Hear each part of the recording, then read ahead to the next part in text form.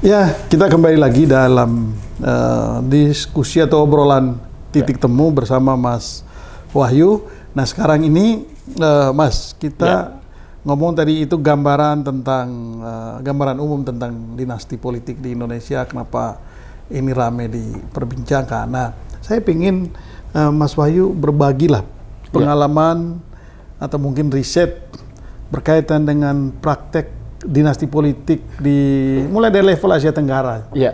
Itu seperti apa sebetulnya? Oke. Nah, negara yang paling sering saya kunjungi itu adalah Filipina ya. Filipina. Ya.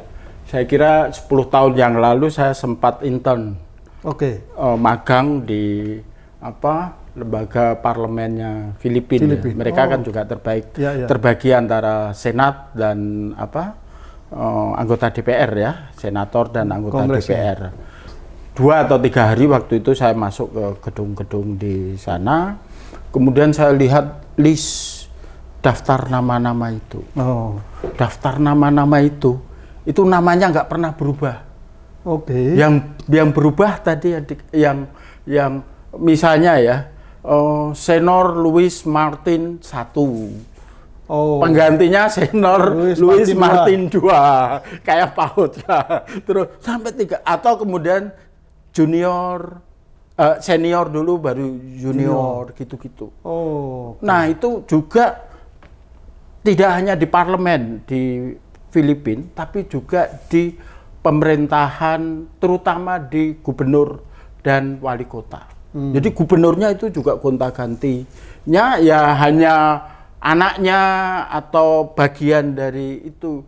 Feodalisme politik di Filipina itu menurut saya sangat kuat sekali, sangat berakar di politik mereka, dan kita sebenarnya juga sudah meninggalkan itu kan. Kalau kita itu kan zaman 200 tahun yang lalu, Amangkurat I, Amangkurat II, yang ada sekarang ya Hamengkubuwono I, II itu kan kultural aja Jadi apa yang kemarin yang berbeda kemarin yang dibilang oleh Ade Armando itu out of context sebenarnya. Tapi kalau di Filipina itu kalau teman-teman periksa itu yang berubah hanya angkanya atau dari senior ke junior. Di parlemen kita juga udah begitu sebetulnya, Mas. Ya, tapi cuma di kita di sini, cuma DPR kita di sini kan namanya itu nggak begitu. Nggak begitu ya. Beda sekali antara bapak dan anaknya kan namanya. Jadi orang bisa saru gitu ya. Benar. Gitu, ada juga yang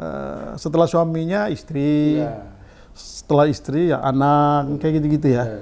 Cuma mungkin ini. Nah, selain di Filipina, saya kira di mana Thailand mungkin karena sistem pemerintahnya monarki ya. Tetapi meskipun juga ini perdana menterinya.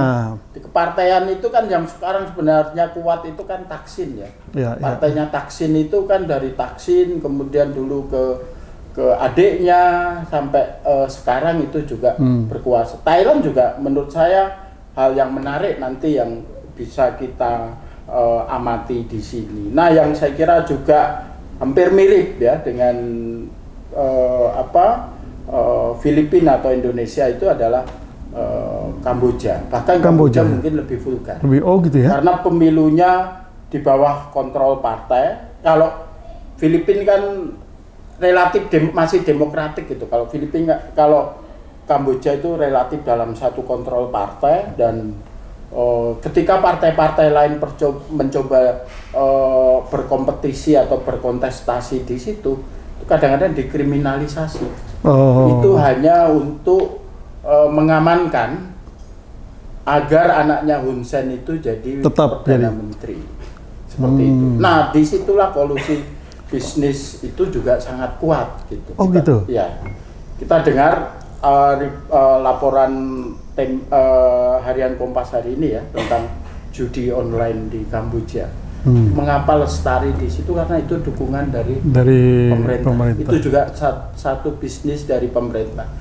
Ini pengalaman saya karena saya tahun lalu datang ke namanya ASEAN Forum on Migrant Labor. Saya mengangkat isu ini, isu scamming online karena teman-teman banyak mengadu ke migrant camp dan banyak korban mereka terjebak dalam bisnis scamming online dan ternyata kan sampai sekarang terbukti itu dari laporan teman-teman Kompas itu ya. Saya nanya waktu itu, ya seperti saya nanya di sinilah ya Pak. Saya nanya, ini kok masalahnya banyak soal ini warga negara kami. Ya. Saya ideal, ASEAN harus menyelesaikan ini. Gitu. Setelah nanya ada orang nyampirin saya gitu. Bro, hati-hati ya bro, yang kamu omongin ini bisnisnya Perdana Menteri. Oh, ini di Thailand nih, di Kamboja ya? Dan itu sampai sekarang masih berlangsung. Oh, seperti itu. Itulah kenapa banyak orang yang akhirnya memilih membuka bisnis judi online itu ke Kamboja ya? Ke Kamboja. Nah, kami juga melakukan riset ya, mengapa kejahatan berbasis online, baik scamming online, hacker kartu kredit ataupun judi online itu atau langgeng berlangsung di negara-negara Mekong ya, utamanya Kamboja dan Myanmar. Karena di sana penegakan hukumnya nggak ada dan bisnis itu berselingkuh dengan kekuasaan. Seperti itu. Jadi penyelesaiannya nggak akan semudah yang kita bayangkan. Dalam ukuran beberapa lembaga pemeringkat tentang kejahatan perdagangan manusia, negara-negara ini peringkatnya buruk. Seperti itu. Jadi Mas Wahyu mau mengatakan bahwa di mana ada urusan yang melibatkan campur tangan penguasa, maka pasti penegakan hukumnya kacau. Ya kan? Iya. Lalu kemudian penegakan keadilannya juga kacau. Iya. Demokrasinya juga pasti amburadul. Ya. Dan itu contoh-contoh yang luar biasa gitu. Nah, Mas, ini kalau kita tarik pengalaman-pengalaman itu ke Indonesia, bagaimana Mas Wahyu melihat konteks dinasti kita di Indonesia ini dengan pengalaman-pengalaman di negara lain tadi? Iya, menurut saya ini peringatan ya bagi kita, karena kita ini kan dalam 20 tahun atau 25 tahun ya.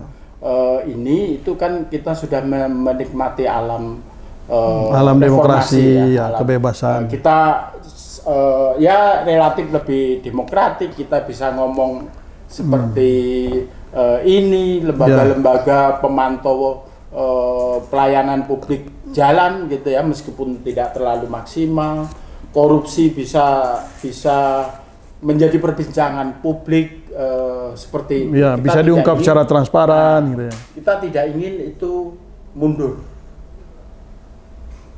Nah, saya membayangkan ini yang terjadi baru 3 bulan atau 6 bulan, misalnya Bongbong Marcos Junior itu berkuasa, itu mereka sudah menghapus Hari People Power Filipina. Padahal Hari People Power Filipina itu adalah sejarah, adalah penanda Filipina terbebas dari diktator Marcos. Dan itu dihapus, itu mau mengatakan bahwa itu nggak ada maknanya? Nggak ada maknanya. Jadi menghapus sejarah kelam Filipina masa lalu. Dan nggak tahu ini mau ditarik kembali lagi atau tidak. Komposisinya kan hampir persis nih. Ya, Bongbong anaknya diktator Marcos. Sarah Duterte adalah waktu pemilu itu adalah anaknya presiden incumbent. Sekarang ini Sarah Duterte-nya kan Gibran. Ya. Prabowo itu ya meskipun bukan anak tapi menantunya diktator Soeharto. Ya. Nah, dan kalau kita baca berbagai laporan ya mengenai kampanye-kampanye yang dilakukan oleh Bongbong waktu itu, dengan sosmednya lah, dengan gemoynya lah, dengan politik riang gembira. Persis itu dimakan oleh generasi milenial, direplikasi oleh kampanye yang terjadi di Indonesia sekarang gitu. Jadi Gemoy kita di Indonesia itu betul inspirasinya betul-betul Filipina. Betul dari sana. Gitu ya. Iya. Dan kalau melihat respon anak-anak muda ini kan itu betul-betul termakan oleh media sosial. Itu persis yang terjadi di pemilu di Filipina di sana.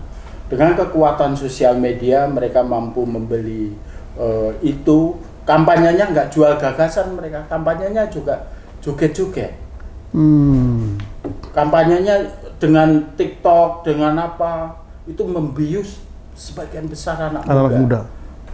Apa yang menjadi sasaran dari kampanye ini adalah melupakan kejahatan-kejahatan diktator Marcos.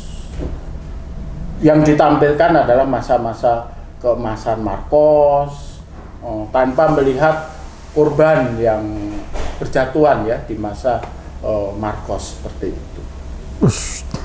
Ini luar biasa. Indonesia ini kalau tidak segera sadar, maka kita akan jatuh terjebak seperti yang dialami oleh Filipina. Yeah. Oke Mas, kita akan lanjutkan setelah yang satu ini.